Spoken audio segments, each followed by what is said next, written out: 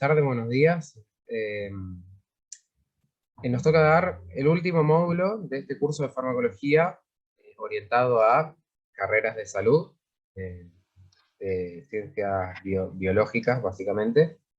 Así que nada, hoy lo que nos toca dar, y perdonen si por ahí suena medio gangoso, estoy con me está atacando la alergia, ya muy primaveral, así que nada. Lo que nos toca dar hoy es básicamente la farmacoterapéutica del dolor, ¿sí? Vamos a estar hablando un poco de lo que son los AINES o antiinflamatorios no esteroideos, de corticoides, que son los antiinflamatorios esteroideos, y de opioides, ¿sí? Que son analgésicos derivados del opio, ¿sí? Entonces vamos a empezar definiendo a qué le llamamos nosotros dolor, ¿sí? Eh, Muchos libros le van a dar diferentes definiciones de dolor o a qué le llaman dolor, ¿sí? Pero lo podemos, por así decirlo, definir como una sensación que es subjetiva, que es de experiencia sensorial y emocional desagradable, obviamente porque a nadie le gusta andar con dolor, a menos que sea, no sé, a menos que le guste, pero generalmente es desagradable, y siempre, no siempre, pero generalmente está asociada a una lesión presente o potencial de los testigos, ¿sí? Lo que sí tenemos que tener en cuenta que es una simple definición y que el dolor no solamente va a incluir a lo que es el aparato biológico, por así decirlo, porque tengan en cuenta que a la persona la tenemos que pensar como un todo, no como una simple eh, personita, ¿sí? Que es una máquina biológica, sino que también tenemos que tener en cuenta los espectros o esferas psíquicas, espirituales y sociales, ¿sí?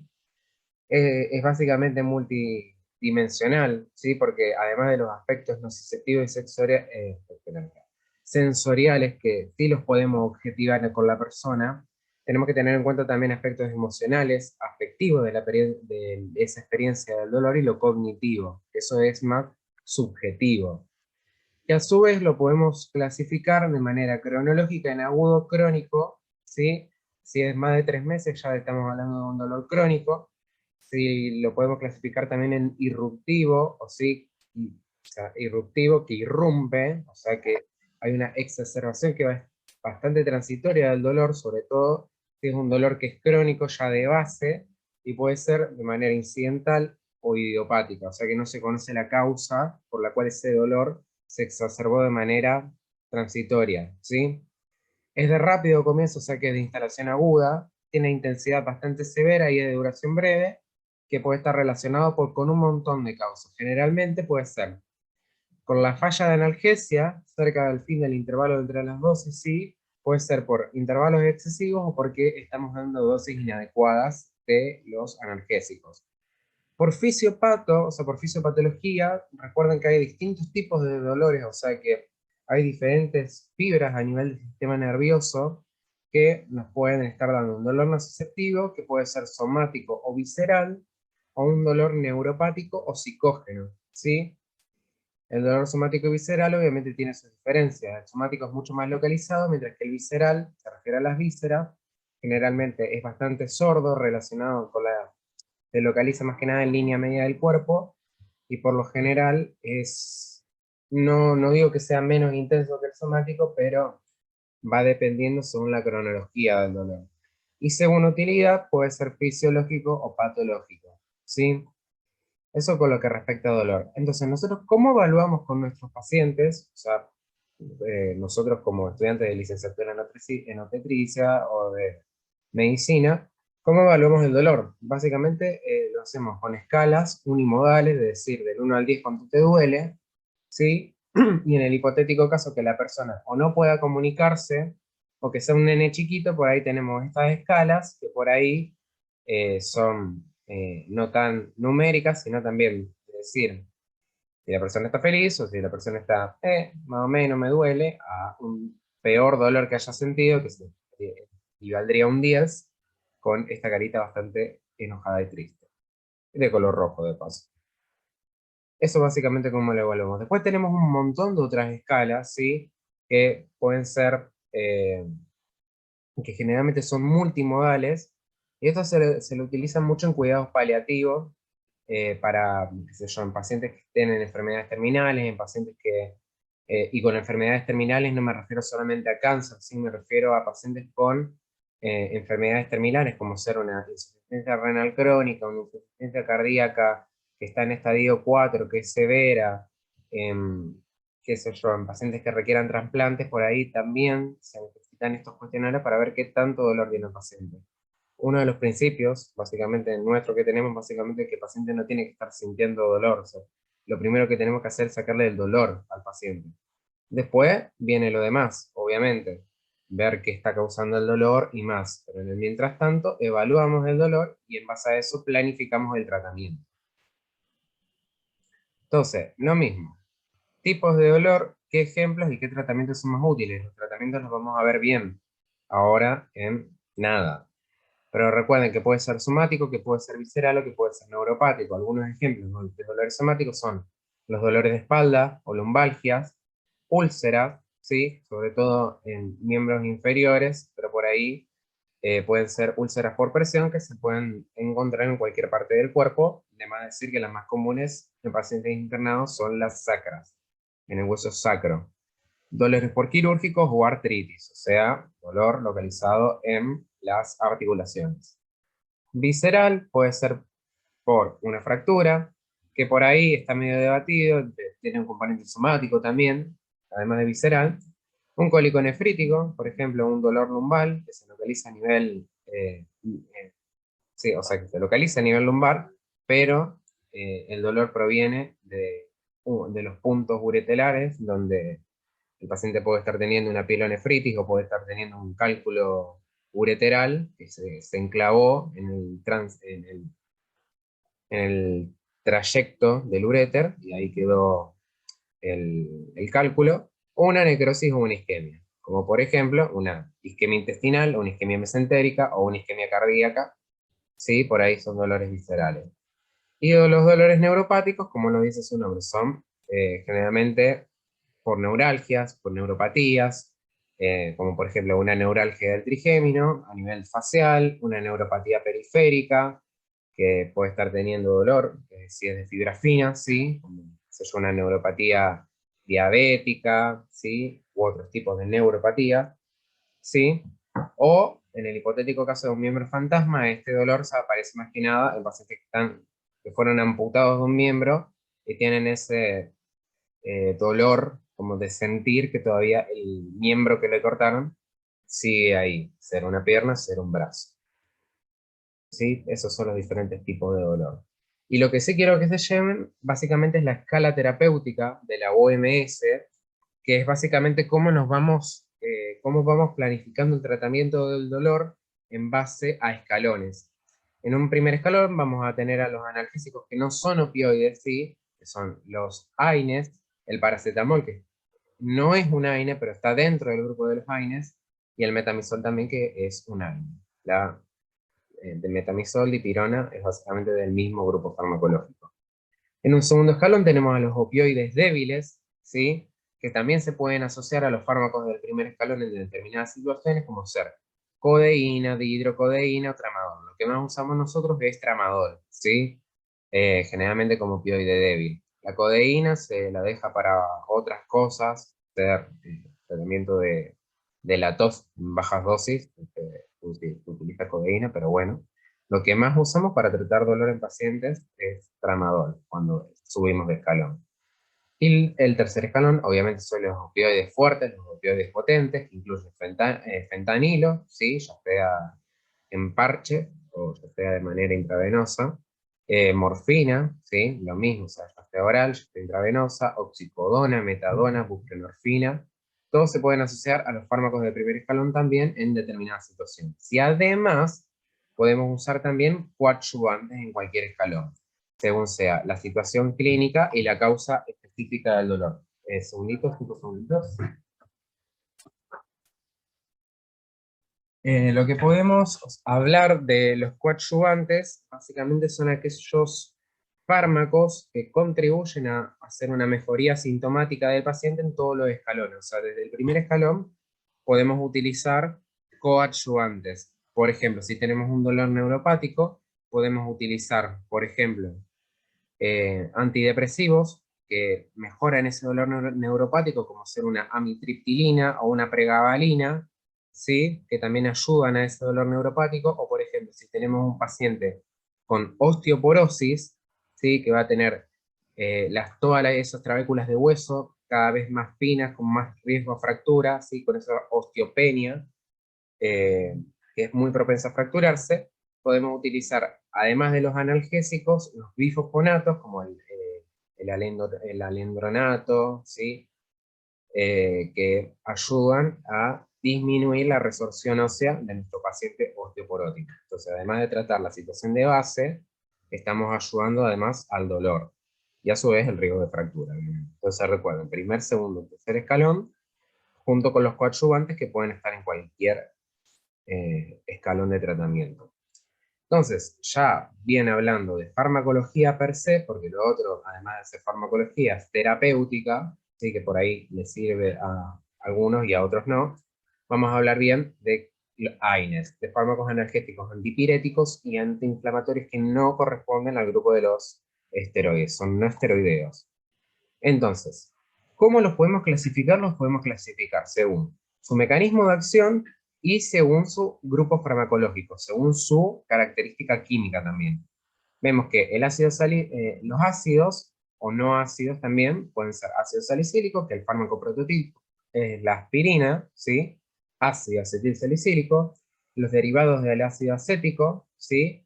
Son la indometacina, ketorolac, diclofenac, los derivados del ácido propiónico, ibuprofeno, naproxeno.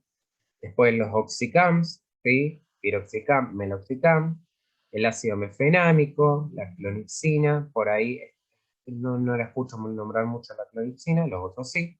Y después tenemos a los no ácidos, esos fármacos básicos, que son los paraminofenones. Ejemplo, o sea, si no usamos paracetamol en nuestras vidas, no somos nada, básicamente.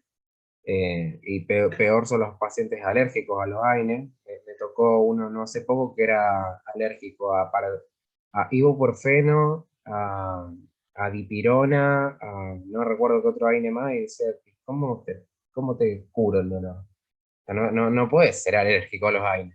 Es como, no sé. Pero bueno, eso es gaje de oficio. Y bueno, tenemos el metamizol también, que correspondería también a lo que es dipirona. Y después tenemos a los inhibidores de la COX-2, que se correlacionan con el mecanismo general de acción, que son el celecoxib, el etoricoxib y el parecoxib, ¿sí? El mecanismo general de acción de los AINES, o sea, de los antiinflamatorios no esteroideos, es inhibir a la ciclooxigenasa. Ustedes si recuerdan lo que es fisiopatología de inflamación, y acá tengo una fotito. Recuerdan que durante la inflamación, a partir de la membrana fosfolipídica, se libera ácido araquidónico que libera a su vez prostaglandinas. O sea, se sintetizan prostanoides. Los diferentes prostanoides van a tener diferentes actividades biológicas dentro del cuerpo. Por ejemplo, el tromboxano A2 va a contribuir a la agregación plaquetaria y a la vasoconstricción. Las prostaglandinas, a su vez, como la E2, hace protección gastrointestinal, regula la temperatura corporal, hace homeostasis renal, contribuye en la inflamación y el dolor. Y la I2 también, básicamente lo mismo. ¿Sí? Entonces, vamos a tener algunos que inhiben completamente ambas isoformas de COX-1 y de COX-2, y eso no les dije que la COX-1 generalmente es una que es, y acá tengo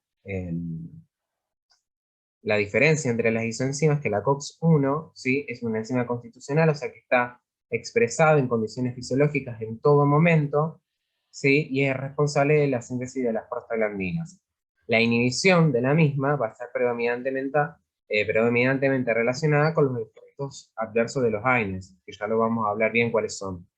En cambio, la COX-2 es una que no se detecta en condiciones fisiológicas porque está inducida por inflamación, la gran mayoría de las veces, ¿sí? Está inducida también por citocinas, mitógenos y endotoxinas, y la inhibición de la misma está predominantemente relacionada con la actividad antiinflamatoria de los AINES, ¿sí? La COX-1 generalmente se relaciona con los efectos adversos y la COX-2 con su actividad antiinflamatoria, ¿sí? Entonces, volviendo, mecanismo general de acción, tenemos un grupo que inhibe completamente ambas isoformas, que son la aspirina, el metamizol, el ibuprofeno, naproxeno, todo lo que son derivados del ácido propiónico, inhiben completamente ambas isoformas, la indometacina, el ketorolac y el piroxicam también, ¿sí? Después tenemos otra que inhibe débilmente ambas isoformas, que es el paracetamol, ¿sí? Que por ahí lo consideramos dentro del grupo de los AINES, pero no es un AINE, ¿sí? Y tenemos un grupo 3 que inhiben la COX-2 con una gran selectividad, a diferencia de la COX-1, que son todos los inhibidores de la COX-2, incluido el diclofenac. O sea, si me preguntan la diferencia entre un ketorolac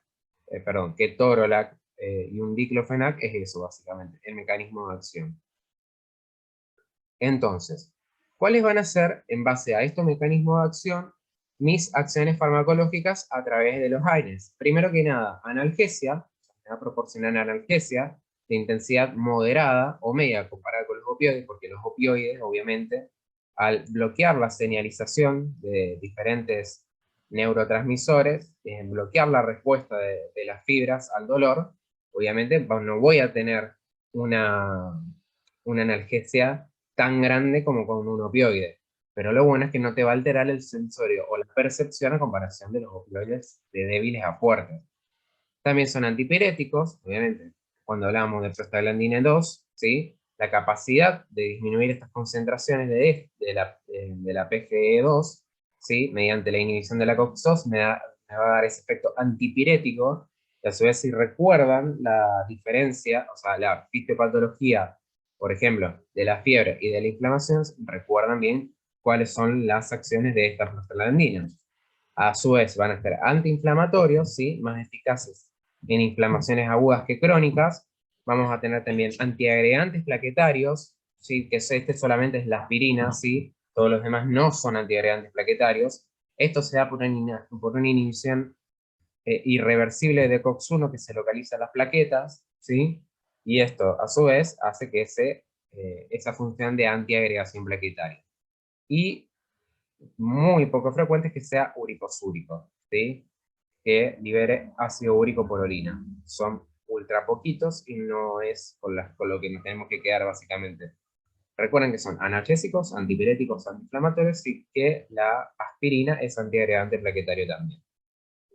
¿Y cuáles son, obviamente, las reacciones adversas más comunes? Primero que nada, las gastrointestinales de cajón, ¿sí? Todo lo que es pirosis, dispepsia, gastritis, diarrea, estreñimiento. Ya a largo plazo, como por ejemplo, más de 3 meses, si le hacemos una endoscopia al paciente va a tener erosiones, y si no nos damos protectores de mucosa gástrica, como ser un omeprazol, a los pacientes que están tomando AINES durante mucho tiempo, vamos a empezar con úlceras gástricas o duodenales, que esas úlceras rompen la pared, se perfora y listo. ¿Qué quieren que les diga? Eso lo arregla cirugía, eso por iatrogenia nuestra. Después, toxicidad hepática, generalmente que más se caracteriza por dar toxicidad hepática, lo tienen a su izquierda, es el paracetamol, ¿sí? Puede generar una hepatitis aguda crónica, ¿sí? Por hipersensibilidad, alteraciones metabólicas o dependiente de dosis. Pero bueno, recuerden que el paracetamol es el que más toxicidad hepática da, que tiene un antídoto para tratar esa toxicidad hepática que se lo denomina N-acetilcisteína, ¿sí? ¿Vieron el Acemuk que se utiliza para la tos? Eso es N-acetilcisteína. Obviamente, por ahí no se lo da en jarabe, se lo puede llegar a dar de manera intravenosa o en tabletas, y bueno, tratar de reducir esa toxicidad. Eso porque actúa a nivel del metabolismo del paracetamol, que ya lo vamos a ver después.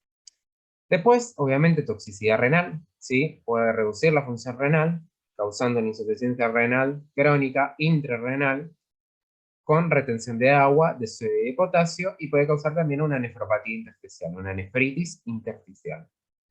La toxicidad hematológica por ahí no es tan frecuente, puede llegar a dar a granulocitosis, una anemia plástica, trombocitopenia y anemia hemolítica, pero es ultra raro.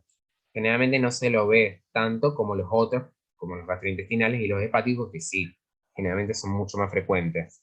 Y en algunos sujetos propensos a tener hipersensibilidad, ¿sí? Pacientes que andan con rinitis alérgica, con asma, con dermatitis atópica, por ahí pueden llegar a ser propensos a tener reacciones de hipersensibilidad de tipo 1 con los AINES. pero también depende de la persona. Entonces vamos a empezar hablando un poquito de cada grupo en general, que esto por ahí les puede llegar a interesar un poco más a la gente de bioquímica, a diferencia de nosotros los médicos, que por ahí que nos hagan estudiar todo es a veces bueno, a veces malo, pero lo tenemos que saber.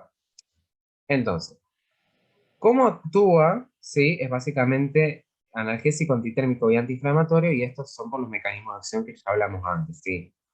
Lo que sí, la marcada acción que tiene la aspirina es actuar como antiagregante plaquetario. Nosotros lo usamos, no tanto para el dolor, lo usamos mucho como antiagregante plaquetario en pacientes con muy alto riesgo cardiovascular o alto riesgo cardiovascular, en pacientes que han sufrido un infarto, que han sufrido una ACV, que tienen arteriopatía periférica, lo usamos un montón.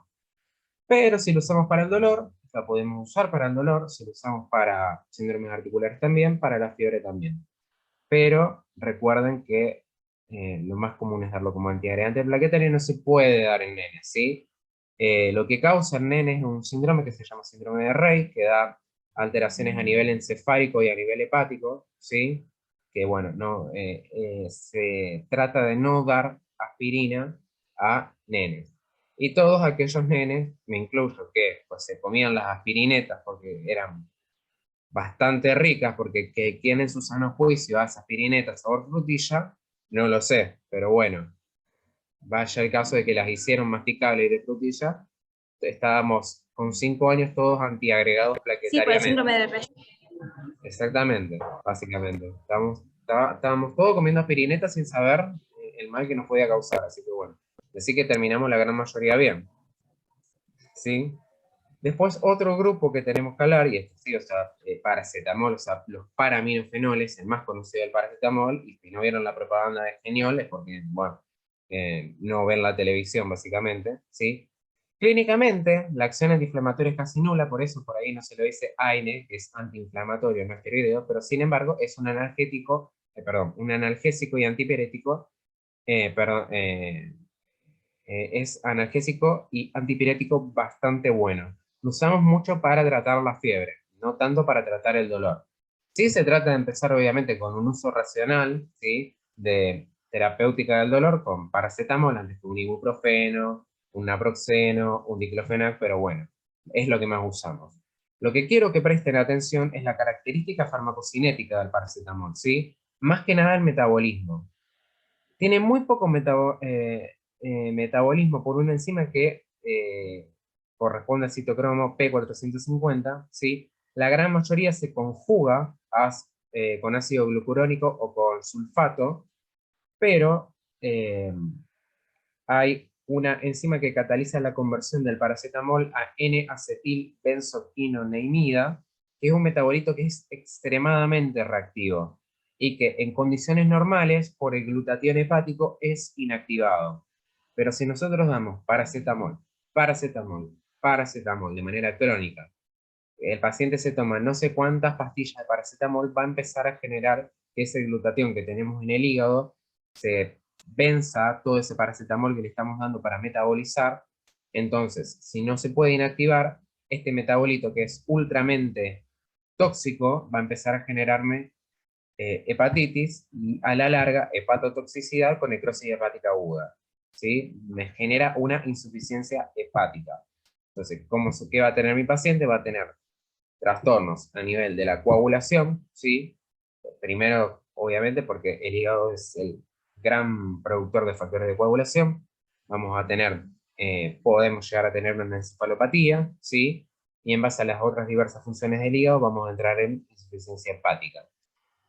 ¿Qué aplicaciones terapéuticas? Lo podemos usar como sustituto de aspirina, o realmente como sustituto de los otros que no son aspirina, como analgésico y antipirético, cuando está contraindicado los demás. Y se puede utilizar para dolor postoperatorio moderado, pero generalmente damos otras cosas. Las reacciones adversas, obviamente a dosis terapéutica, es una de las drogas más seguras, pero puede generar mucho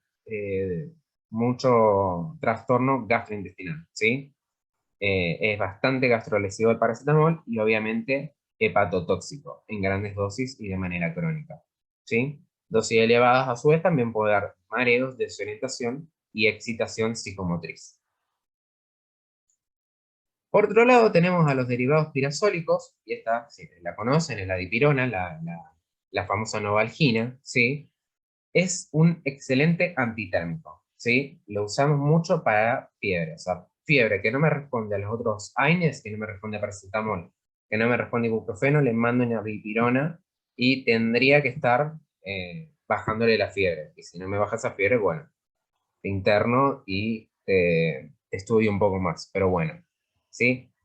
Se caracteriza farmacológicamente por absorberse bien por vía oral, pese a que por ahí la novalgina, ¿sí? Es por vía oral, podemos hacer inyectable de dipirona, ¿sí? O sea, si vas a una guardia, andas con fiebre, pasá acá al lado, a la salita al lado que te van a poner un inyectable, generalmente te inyectan un diclodexa, diclofenac con dexametasona, o te inyectan un poco de dipirona para bajar la fiebre, ¿sí? Se va a hidrolizar en el jugo gástrico, si es de manera oral, a sus metabolitos activos, se va a metabolizar en hígado y se va a eliminar por vía renal, ¿sí? Las principales reacciones adversas acá sí son hematológicas, ¿sí? Generalmente con agranulocitosis, con anemia plástica, y se puede presentar calor, rubor facial, palpitaciones e hipotensión con la administración intravenosa, que no es lo que pasaría si lo administramos de manera intramuscular, ¿sí? Es un analgésico frente a dolores moderados. Es esa básicamente su obligación terapéutica. Proseguimos con los más famosos, que son los derivados del ácido propiónico, que es ibuprofeno, naproxeno, ketocorfeno, flurbiprofeno, ¿sí? La farmacocinética de todos en general, o sea, todo lo que es indicaciones farmacocinética y efectos adversos, generalmente son muy similares entre todos, ¿sí? Por ahí pueden llegar a tener diferencias en la semivida y en la potencia con la cual son analgésicos, ¿sí? Pero bueno, pese a que son similares, o sea, tienen farmacocinética diferente. Todos tienen acción analgésica, todos tienen acción antitérmica, antiinflamatoria, y acá hay un error que dice que son antiagregantes plaquetarios. No, no son antiagregantes plaquetarios, pero sí todos van a inhibir a la ciclooxigenasa en grado variable. ¿Sí? Son antiinflamatorios de eficacia moderada, aunque se incrementa su uso como analgésicos, como una dismenorrea, o sea, en el ciclo menstrual, dolor postparto, postquirúrgicos o como antipiréticos. Pero recuerden que, o sea, generalmente se utiliza para calmar dolores musculares, dolores de garganta, sí, siempre ibuprofeno, lo damos como caramelo al ibuprofeno. Y ahí damos nosotros los efectos adversos si lo damos por mucho tiempo y si no lo damos con un protector de mucosa gástrica. Pero bueno, recuerden que las pocas diferencias que tiene este grupo farmacológico es con respecto a farmacocinética, ¿sí? Los derivados del ácido acético, obviamente los van a conocer porque tenemos la indometacina, el ketorolac y el diclofenac, o sea, es raro que no los hayan nombrado. Sí les creo que no puedan llegar a conocer a la indometacina, ¿sí? Que por ahí se lo utiliza más que nada para el tratamiento de cefaleas que por ahí son un poco más raras, que son trigémina autonómicas, ¿sí? Se utiliza mucho la indometacina. Después tenemos el ketorolac y el diclofenac, ¿sí? Esos son los derivados del ácido acético. De nuevo, el mecanismo de acción es el mismo, ya lo vimos a principio de Power, ¿sí? Entonces, lo único que va a diferir, de nuevo, en este grupo es la farmacocinética de cada uno.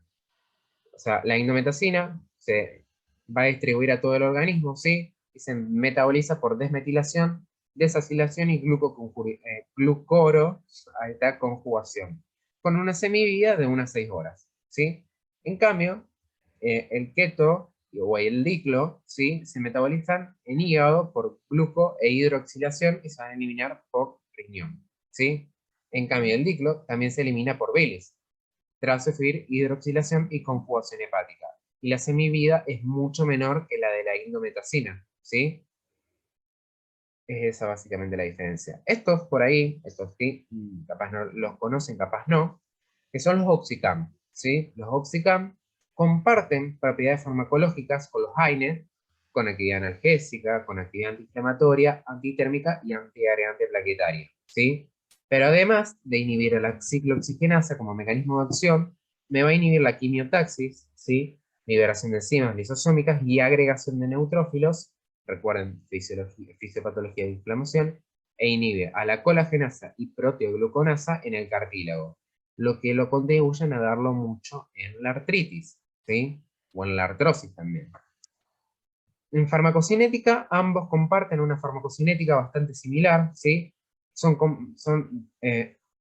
Perdón, corto 5 segunditos que me tocan el timbre, les dejo por si tienen alguna duda, atiendo y ya vuelvo, ¿sí?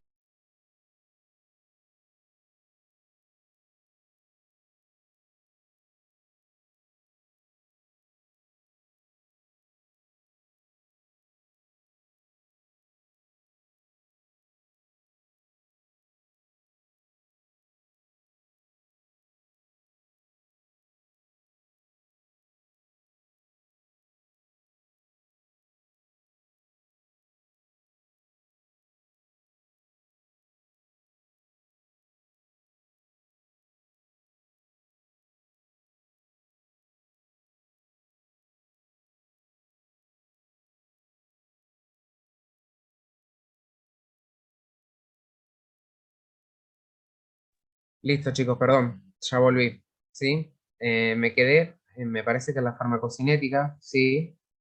Generalmente es completamente, el grupo, ¿sí? De Oxicam son completamente absorbidos tras la administración oral, ¿sí? Con mucha recirculación enteropática, ¿sí? Es por eso que tienen una semivía tan prolongada, porque de pasar de circulación enteropática a hígado, circulación enteropática a hígado, va a estar mucho tiempo en el torrente sanguíneo. Se une muchísimo a proteínas plasmáticas, en un 99%, y generalmente se metaboliza por reacciones en fase 2 hepática, por hidroxilación, glucoroconjugación, sí, se elimina por orina y heces, sin metabolizarse en un 5 a 10%.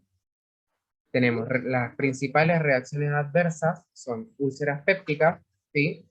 Perforaciones o hemorragias intestinales, las mismas que ya habíamos dicho antes, además de alteraciones neurológicas, sí, hemorragias nasales, hipertensión y dermatitis alérgica, que es una reacción por hipersensibilidad también.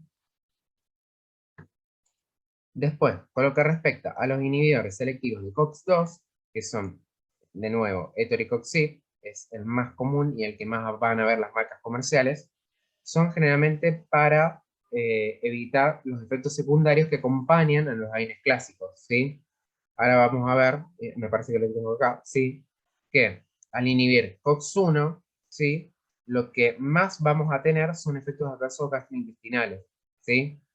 En cambio, al inhibir COX-2, por ahí tenemos un aumento del riesgo cardiovascular. Esto es dependiendo cómo vamos manejando la terapéutica del dolor y decidiendo si el paciente tiene muchos efectos o tiene patologías de base que son gastrointestinales, por ejemplo, una gastritis, una enfermedad por reflujo gastroesofágico, un cáncer estomacal, ¿sí? Vamos a tratar de no dar aquellos AINES que son más selectivos de una COX-1, como por ejemplo un ibuprofeno, un paracetamol, vamos a tratar de no darlos, ¿sí? Y estos obviamente los vamos a tratar de no dar en pacientes que tienen muchos factores de riesgo cardiovascular. Por eso, en factores que son con dislipidemias, pacientes que tienen antecedentes de ACV, que tienen muchos factores de riesgo cardiovascular, ¿sí? Tratamos de no darlos, ¿sí? Entonces volvemos a este cuadrito. Los COX-2, o sea, los inhibidores selectivos de la COX-2, etoricoxib, sí, celecoxib, diclofenac, meloxicam, vamos a tratar de no darlos en pacientes con aumento de riesgo cardiovascular. En cambio, lo que es ibuprofeno, naproxeno, aspirina, vamos a tratar de no darlos en pacientes con patología gastrointestinal subyacente, ya que la mayoría de los efectos adversos, como usted se los había dicho al principio, vienen a partir de la sintomatología, sintomatología gastrointestinal. Entonces acá ustedes lo que van a tener es un cuadrito de cómo se manejan los AINES y la COX-2 y ven que lo que sería naproxeno, por ahí, con lo que respecta a riesgo cardiovascular, estamos todo en orden. En cambio, si tenemos un riesgo cardiovascular alto, ¿sí? Vamos a tratar de evitar por ahí los AINES en sí, y riesgo gastrointestinal, vamos a tratar de utilizar, por ejemplo, los COXIB, ¿sí? Además, bueno, de tratar de erradicar el Helicobacter pylori en el hipotético caso de que tenga gastritis o alguna úlcera con Helicobacter pylori, ¿sí? Bien, eso es con lo que respecta a analgésicos no esteroideos. ¿Alguna pregunta hasta acá? Me parece que tienen habilitado el micrófono. Si algo que no hayan entendido o si fue muy rápido, porque yo ya les vine avisando que soy ultra acelerado, ¿sí? Me dicen, yo mientras estoy con el mate.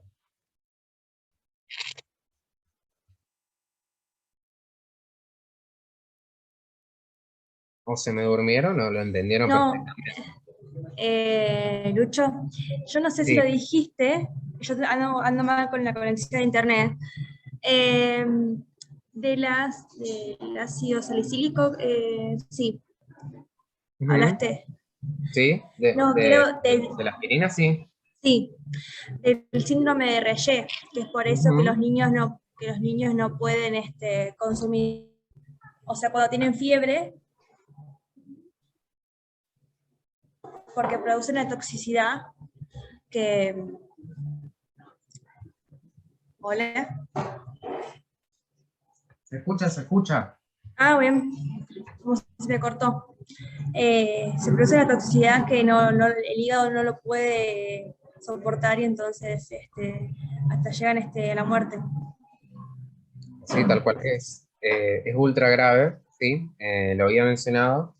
Y es por eso que se trata de no dar las pirinetas a los nenes. Y ahí viene toda la historia de que cómo van a fabricar aspirinetas eh, con gusto a frutilla y masticables. O sea, es más, o sea, entre el mejoralito y la aspirineta, no sé realmente con cuál me quedo para darle más toxicidad a los nenes, ¿está? Porque todo bien que estás tratando, que estás manejando un grupo etario que por ahí no le gusta tomar tanto medicamento, en el hipotético caso de que lo tenga que tomar, la mayoría de los jarabes tienen un gusto horrible, menos que estén saborizados, ¿sí?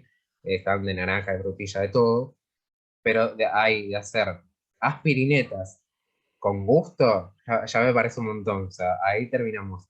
Toda la población infantil antiagregado, plaquetario y con síndrome de Rey, básicamente.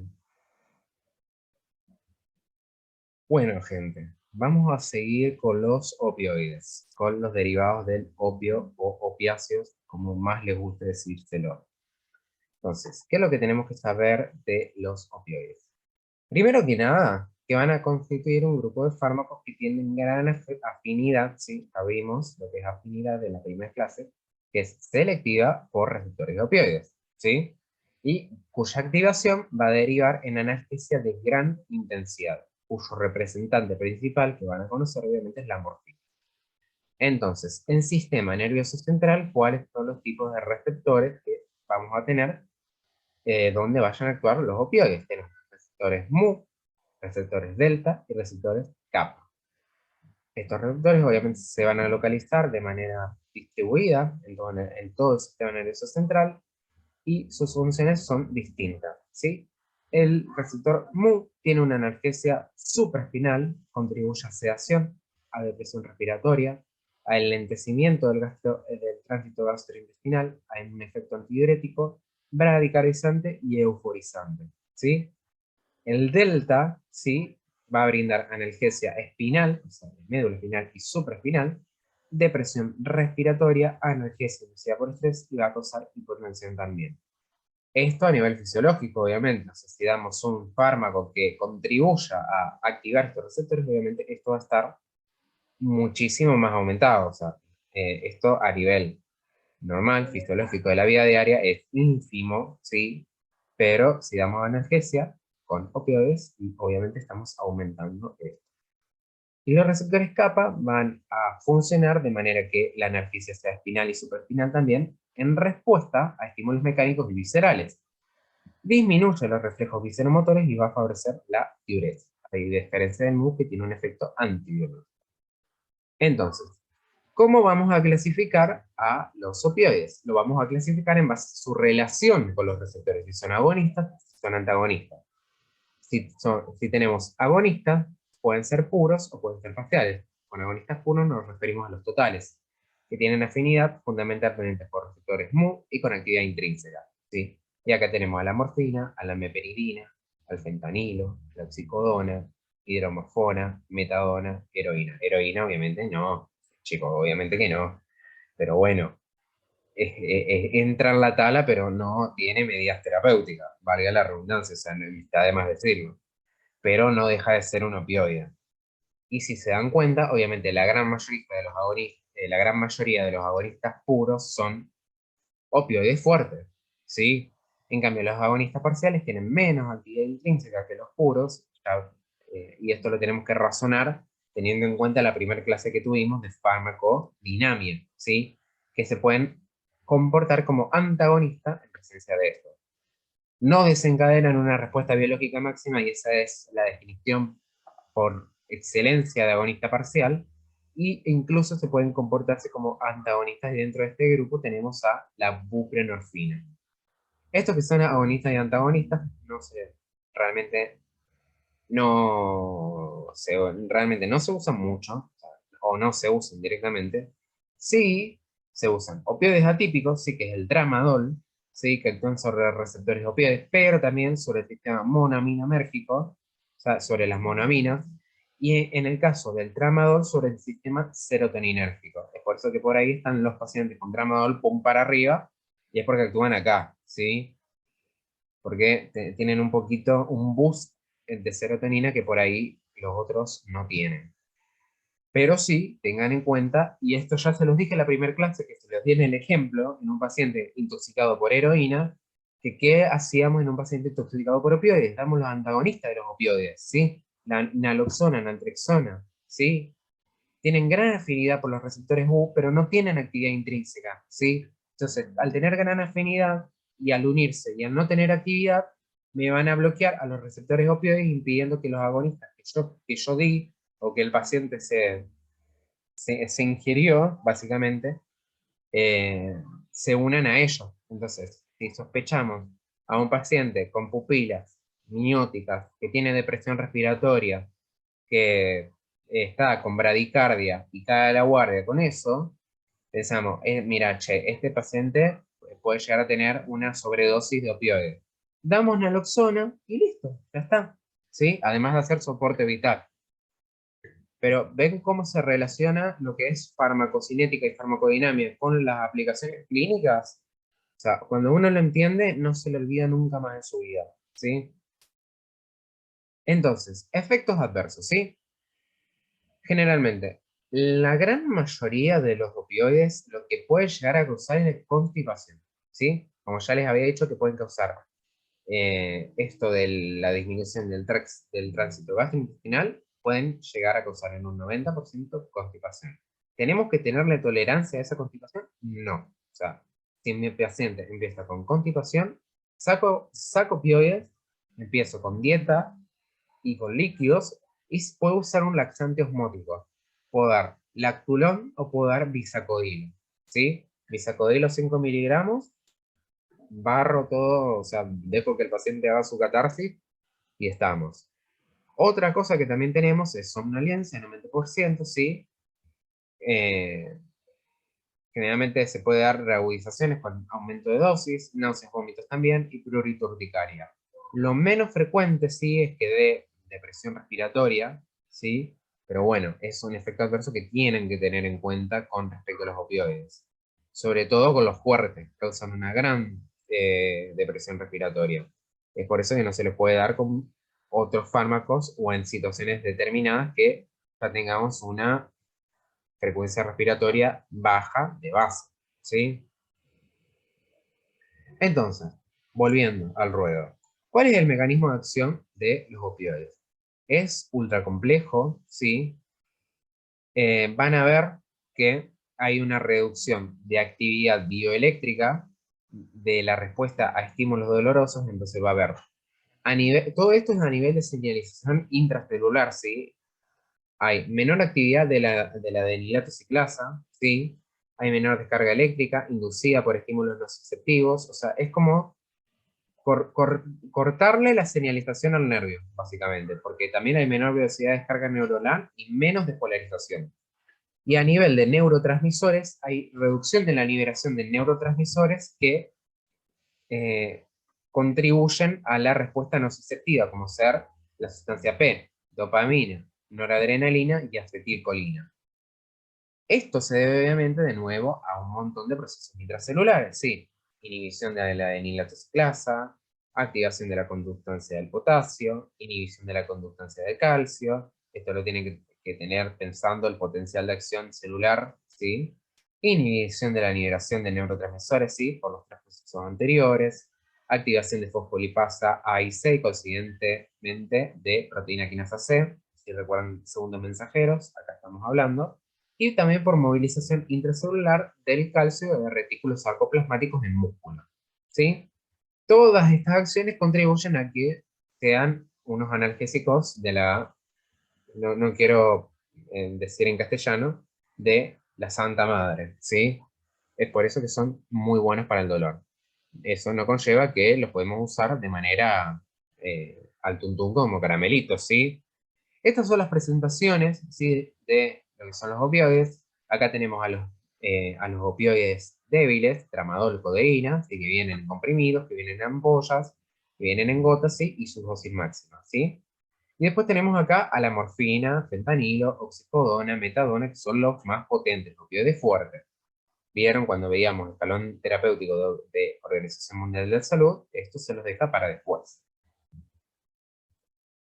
Y ahora, lo que yo necesito que me presten atención es cuando hablamos de morfina, porque cuando hablamos de morfina y después pasan esta información a los diferentes opioides, van a ver que es todo más o menos lo mismo. Entonces, tienen que tener en cuenta primero que la tolerancia, la dependencia y la adicción a los opioides son conceptos totalmente diferentes, ¿sí? No son lo mismo. Cuando hablamos de tolerancia, y esto ya lo hablamos en la primera clase, estamos hablando de una disminución en la eficacia, ¿sí? Con la administración continua repetida de un fármaco. Estamos necesitando mucho más fármaco para dar la misma eficacia o la misma acción terapéutica que si usáramos la dosis de antes. Estamos aumentando dosis porque nuestro cuerpo está generando tolerancia al fármaco.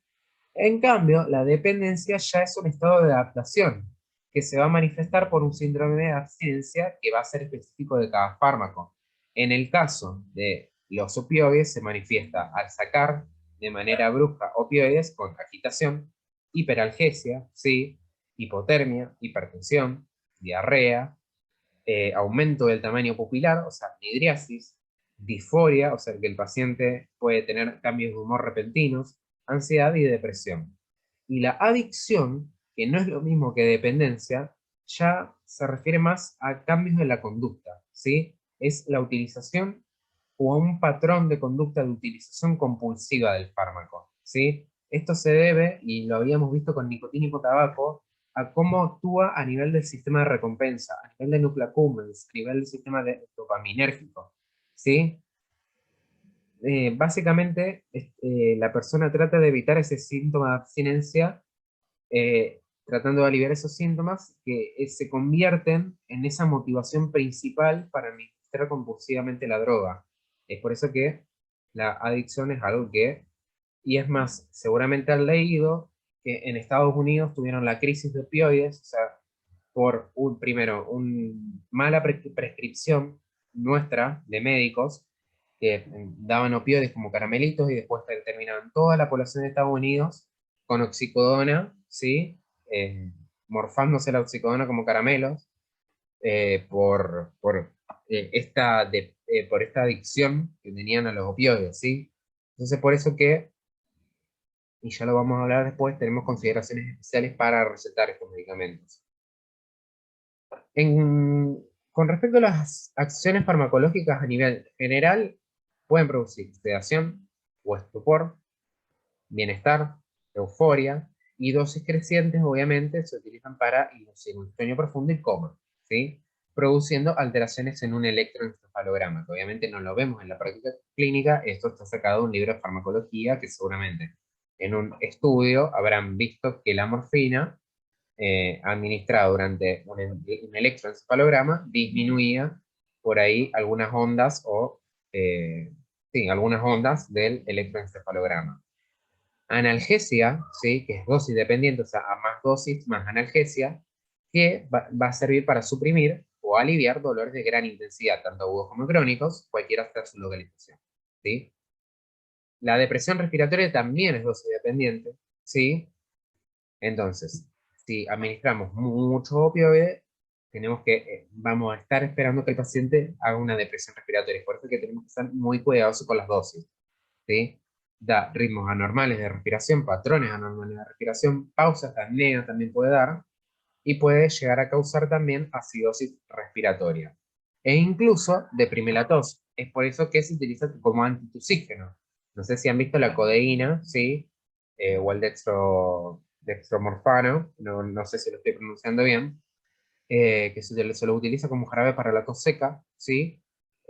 Por ahí se lo puede utilizar para eso, pero eso es la base fisiológica de por qué deprime la tos, ¿sí?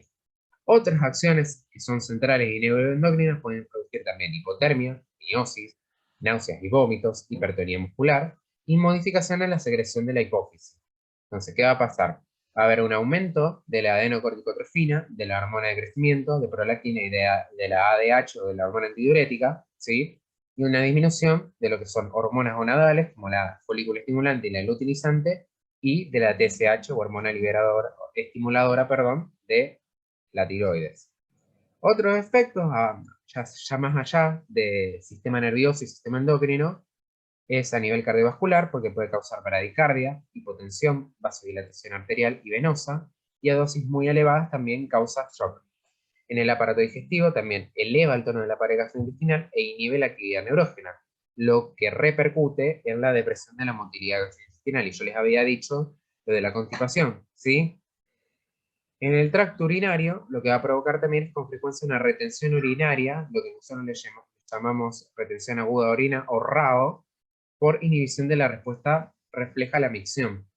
No sé si ya han estudiado, tienen una idea de cómo es la fisiología de la micción a nivel de los nervios sacros, ¿sí? Si inhibimos y vimos que los receptores se encontraban en médula, obviamente vamos a provocar que no haya reflejo miccional, entonces tanto a nivel de médula como de cerebro, entonces básicamente podemos llegar a causar una retención aguda de orina. Y el sistema inmunitario pueden llegar a dar inmunosupresión, pero es muy poco frecuente. Esto es básicamente la farmacocinética, la tienen desde arriba, de lo que sería la morfina. Esto es de morfina, o sea, todo lo que es tramadol, todo lo que es fentanilo, tiene su propia farmacocinética, pero con lo que respecta a la morfina, tiene una muy buena absorción, pero la biodisponibilidad obviamente varía dependiendo de la vía de administración. Si yo la doy oral, no va a ser lo mismo que yo la administre por vía parenteral, se entiende, o sea, por parenteral la biodisponibilidad va a ser de 100%, y oral, vayan a saber, 70, 80%. Con respecto a la distribución, se distribuye con rapidez por todo el organismo e incluso puede administrar barrera hematoencefálica y placenta. Si pasa por placenta, obviamente no podemos darlo en el embarazo, y acá viene paralelismo, en la obstetricia, ¿sí? Generalmente lo que es eh, tratamiento del dolor, generalmente se utiliza como paracetamol en la embarazada, ¿sí? Y la distribución, generalmente la morfina se une a proteínas plasmáticas en un 35%, generalmente a albúmina. El metabolismo va a ser hepático principalmente y en su mayor parte por reacción en fase 2, ¿sí? Por glucuronidación con formación de otros metabolitos que se denominan morfina 3 y morfina 6 glucurónido, que son un poco más activos que la morfina, perdón, un poco más inactivos que la morfina, y el resto por desmetilación con producción de normorfina y sulfatación y por metilación. Y se excreta principalmente por vía renal, ¿sí? La semivida es variable, con media de 3 horas para la morfina y de 2,5 a 7 horas para los otros metabolitos de los cuales ya hablamos recién. Esto se los dejo en el Power, que básicamente es lo que venimos hablando, ¿sí? Esto es del arte de cuidar. de una cuenta de Instagram, que me pareció lindo para poner, así que eso, para darle un poquito más de color al Power. Y ahora a lo interesante, y antes de que nos pongamos algo de mala praxis. Todo lo que es opioide débil y todo lo que es opioide fuerte, primero, los opioides débiles para recetarlos se necesita sí o sí una receta por duplicado. O sea, no puedo ir a la farmacia y preguntar, dame tramadol con paracetamol. No. Pese a que, y no quiero decir que en algunas farmacias pase que me decís, dame un calmador Prus y te lo dan, puede llegar a pasar. Pero si no, generalmente se necesita una receta por duplicado o por triplicado. ¿Sí? Son medicamentos de controles especial, ¿sí? Porque hay diferentes políticas públicas que tratan de que no haya unas... Primero, que la persona no se sobredosifique sola, ¿sí? Y tratar de que el paciente no entre primero o en una dependencia, ¿sí? O en una adicción a los opioides. Es por eso que se instauran todas estas políticas públicas que nosotros tenemos que cumplir, obviamente, primero para eh, no dañar al paciente y no causarle más daño de que ya está teniendo, ¿sí? Para no darle al paciente una adicción a un analgésico, el cual no tendría que estar teniendo una adicción, ¿sí? Esto es lo que les quería decir de los coadyuvantes. Acá ya terminamos con opioides, pero volvemos a la escala terapéutica. Ya hablamos de opioides débiles, ya hablamos de opioides fuertes. Volvemos a los coadyuvantes, que pueden estar en cualquier parte de la escala analgésica y mejoran el control de dolor. Reitero, ¿cuáles pueden ser?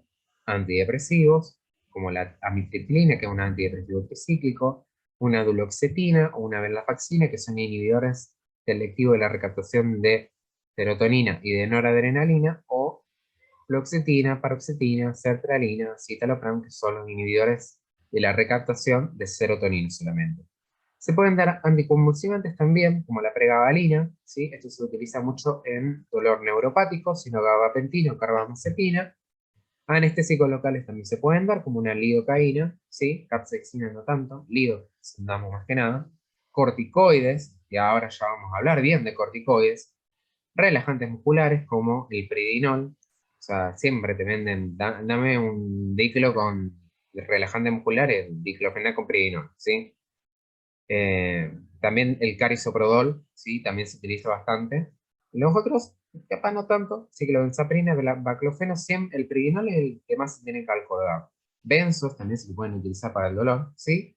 Y esto es lo que les hablaba yo de la osteoporosis. Se utilizan bifosfonatos como coadyuvantes en el control de dolor de una osteoporosis. Todo lo que es alendronato, pamidronato, ácido soledrónico, todo se utiliza como coadyuvantes para el control de dolor de osteoporosis. Y ahora para finalizar tenemos corticoides. Hasta acá, ¿alguna duda, aclaración? No sé, duda, aclaración, y no sé qué otra palabra decía también. Eh, lo que sea, se me durmieron de nuevo. Sí, no, tal vez. ¿Entienden? ¿No entienden? Está muy bien, Lucho. Ok, bueno, está bien. Lo último que vamos a dar son corticoides, ¿sí? Entonces, consideraciones generales a tener con corticoides, de que tenemos corticoides fisiológicos, que corresponden a cortisol y cortisona, y corticoides exógenos, que son todos los que fabrica el ser humano para eh, mimetizar a los corticoides que tenemos dentro del organismo, ¿sí? Cortisol y cortisona van a ser secretados por glándula suprarrenal, ¿sí?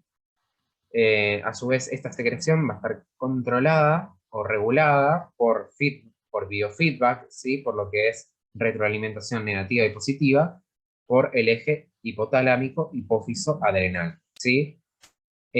Cumplen un ritmo circadiano, todo lo que es fisiológico, con una actividad máxima. Vienen haciendo el curso de farmacología en la última clase. La última corticoides ahora.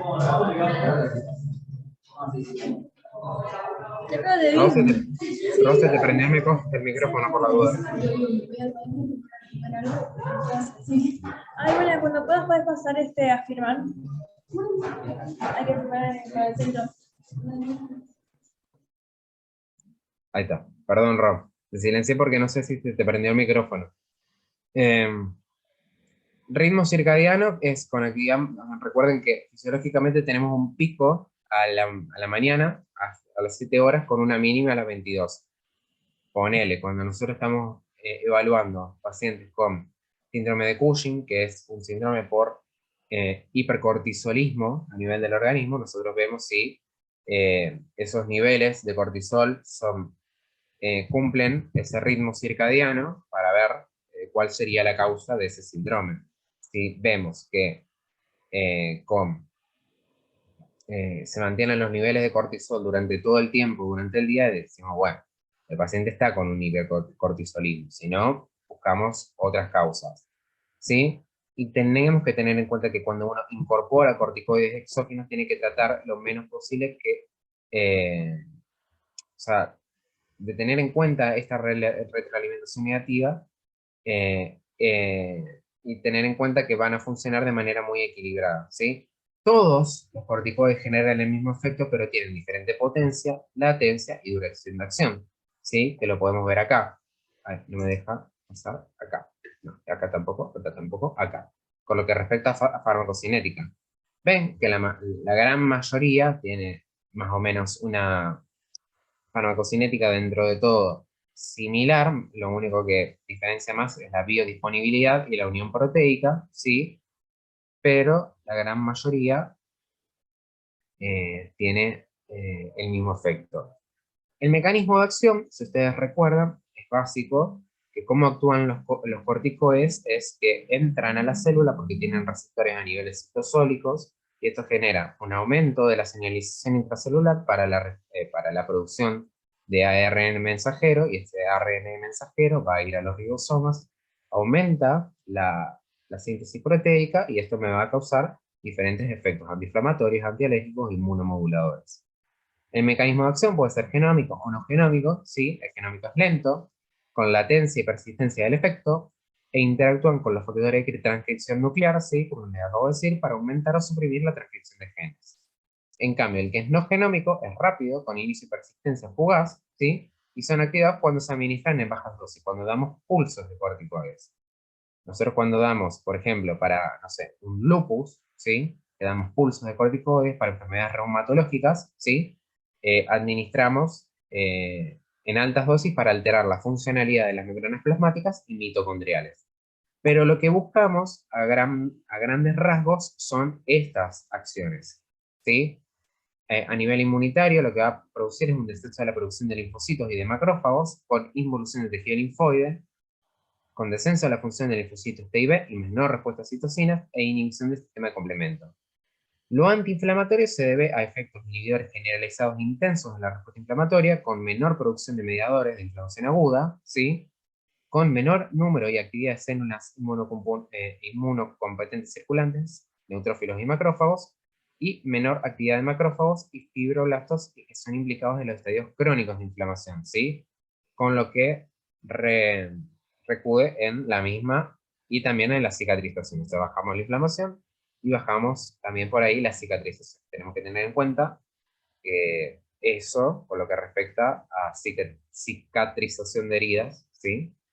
Y otros efectos que por ahí son adversos, ¿sí? Es con respecto al metabolismo, principalmente de carbohidratos, con aumento de la gluconeogénesis, descenso de captación y utilización de glucosa, y aumento de depósito de glucógeno en hígado, ¿sí? Son acciones todas hiperglucemiantes.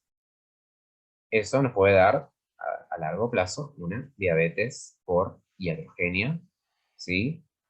Metabolismo de lípidos también, hay una redistribución de lípidos de los depósitos sensibles a esteroides, que son las extremidades, a depósitos que son resistentes a esteroides, que son cara, cuello y tronco, ¿sí? Es por eso síndrome de Cushing, ¿sí?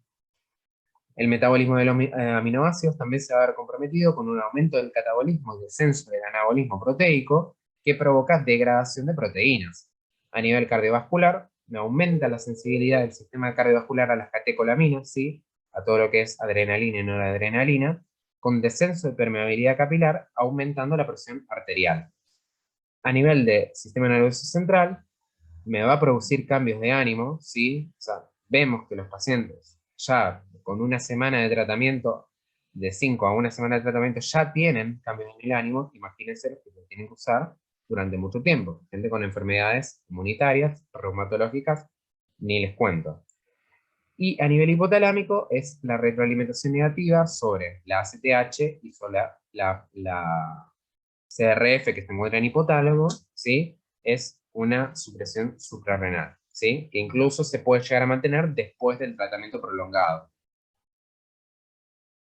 Y miren, esta chorrada de texto que yo les puse para que se den cuenta todos los efectos adversos que producen, ¿sí? O sea, en base a los efectos que vimos acá, que por ahí nosotros buscamos este efecto antiinflamatorio, este efecto antialérgico, este efecto inmunomodulador, miren todos los efectos adversos que conlleva la administración prolongada de corticoides a nivel neuroendocrino, a nivel de metabolismo proteico, ¿sí? Son las hormonas de estrés por excelencia, ¿sí?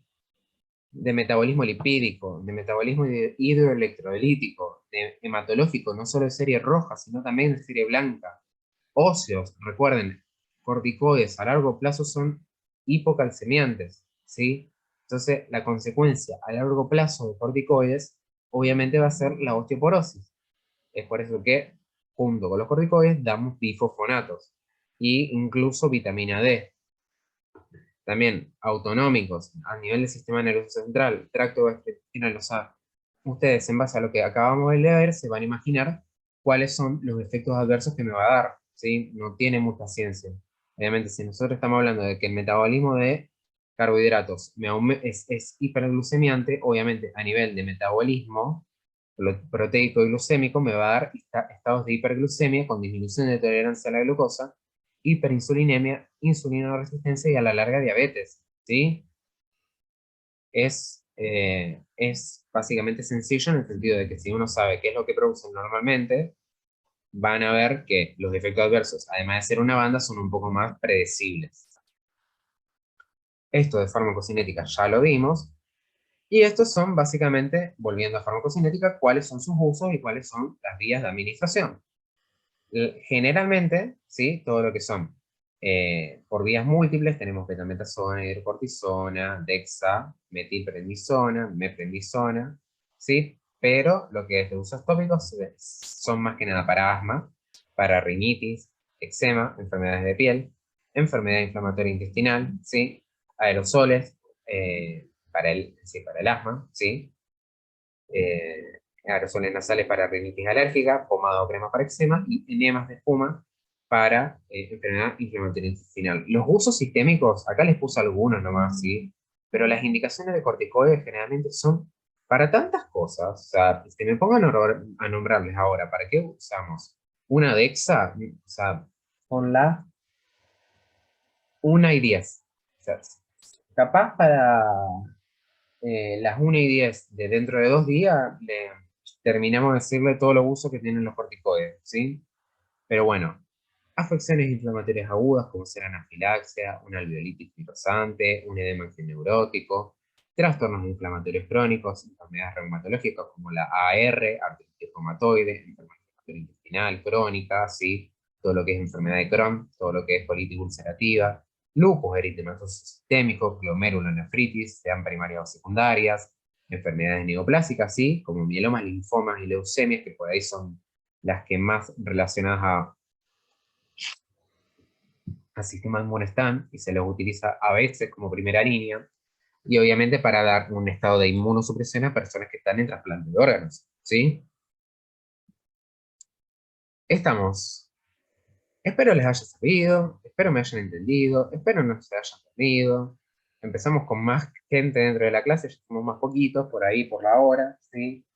Pero bueno, tengo que hacer cosas en la facultad que me dificultaron los horarios con los que estoy dando esta clase, pero quédense tranquilos que le va a quedar grabada, ¿sí? Y cualquier duda la pueden mandar y en la brevedad se la vamos a estar respondiendo.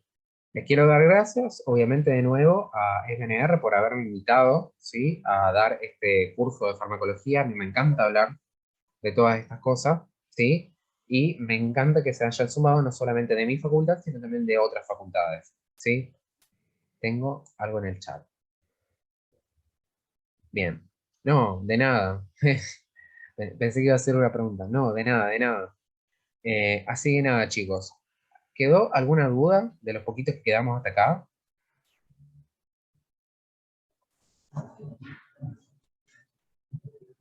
Te consulto, el tema de los libros Ajá. para estudiar la materia, porque yo le consulté a la profesora, porque el Goodman me resulta como muy caótico para leerlo. Es como que te dice de una sola cosa, te arma todo un texto gigante y para explicarte eso. No sé qué me recomendás para entenderlo más, que sea más fluido. ¿El Flores? ¿Lo leíste alguna vez? No, no. Lee el Flores, ¿sí? Ah, bueno. Léete ese ahí y vas a ver cómo farmacología es rosas, colores, es de otro mundo. Es un libro realmente de farmacología. El Goodman, yo no le quiero decir nada porque yo leí de ahí algunos temas y no quiero dar malas vibras a la cátedra, pero siento que no es algo tan orientado a ciencias médicas, siento que es algo más orientado a bioquímica. O sea, si vos le das a alumnos que son de bioquímica al Goodman, me van a decir, sí, esto tiene todo lo que yo necesito, ¿sí? Pero en cambio, ciencias médicas, tenemos el Flores que te explica un montón de cosas más, y por ahí que es un poco más orientado a ciencias médicas que el Goodman, que por ahí es más tiene un montón de estructuras químicas, tiene un montón de procesos que por ahí nosotros no vemos, ¿sí? Así que probá con el Flores, empezá por ahí, y de última, existen otros libros de farmacología, por ejemplo, está el Caxum, ¿sí? Eh, que también es un muy buen libro de farmacología. Bueno, también lo leí, está bueno, pero sí, si no, lo importante es quedarse con uno. Si no te convence el Goodman, anda con el Flores. Yo, durante mi cursado, usé el Flores y dentro de todo me fue bien. O sea, o sea, porque a mí me gustaba más leerlo de ahí y hacía mis resúmenes de ahí, por ejemplo. Así que eso, básicamente. No sé si te respondí la duda. No, está bien. Muchas gracias. Sí, me va a servir. Bien. Después me parece que en el chat, Araceli pregunta que dentro de los AINES podemos decir que los selectivos serían Coxib, Diclo y Meloxi. ¿O había algún otro? Sí. Acordate que los inhibidores de COX-2, sí, son etoricoxib, sí, y los que son meloxicam, por ahí son más selectivos de COX-2 que los otros, ¿sí? Diclo, por ahí es un poco más controvertido, porque tenemos dentro del mismo grupo a lo que es keterolac, que no es tan selectivo de COX-2 como el diclo, pero sí, a grandes rasgos, eh, el diclo es más inhibidor de COX-2 que un ketorolac. Y los que son, sí o sí, obviamente, meloxicam, etoricoxib, los oxicam y los coxib son bien selectivos de inhibición de COX-2, ¿sí? Y no te Bien. preocupes, Agus, que no lo voy a matar con el examen. No les voy a preguntar la farmacocinética de cuándo llega el paracetamol al dedo del pie, ¿sí? Va a ser dentro de todo bien.